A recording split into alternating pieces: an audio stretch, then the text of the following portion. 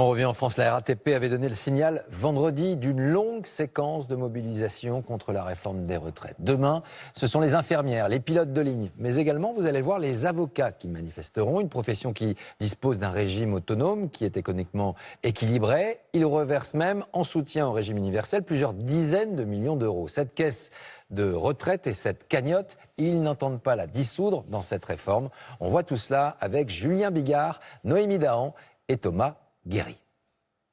Ils préparent l'offensive pour défendre leur système de retraite.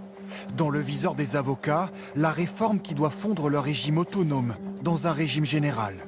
Aujourd'hui, ils paient 14% de cotisation sur leurs revenus. Avec la réforme, le taux devrait doubler, passant à 28%. Car en tant qu'indépendants, les avocats paieront à la fois la part patronale et la part salariale. En additionnant les autres charges, près de 2/3 de leurs revenus seraient alors ponctionnés. Impossible à supporter selon cet avocat à Marseille.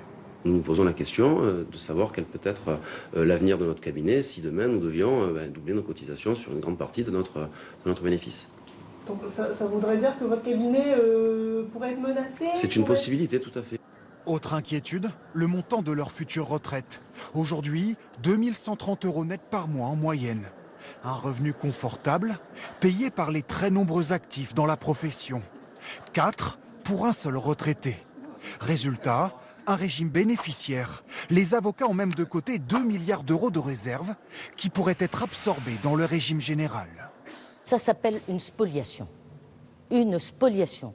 C'est comme si on venait demain chercher votre assurance vie, que vous avez cotisé de votre côté et qu'on vous dise « Ah bah désormais, ça ne vous appartient plus, ça n'appartient à l'État ». C'est inacceptable. Mais aujourd'hui, la garde des Sceaux refuse tout changement de cap. Il y a des mouvements de grève qui sont annoncés. Pour autant, la concertation sur chaque situation, sur chaque profession est très ouverte. Et donc je ne crois pas que nous serons conduits à renoncer parce que nous nous donnons le temps. Demain, plus de 95% des barreaux en France devraient manifester. Une mobilisation sans précédent selon les avocats. Politique, lors du rappel des troupes du côté du Rassemblement.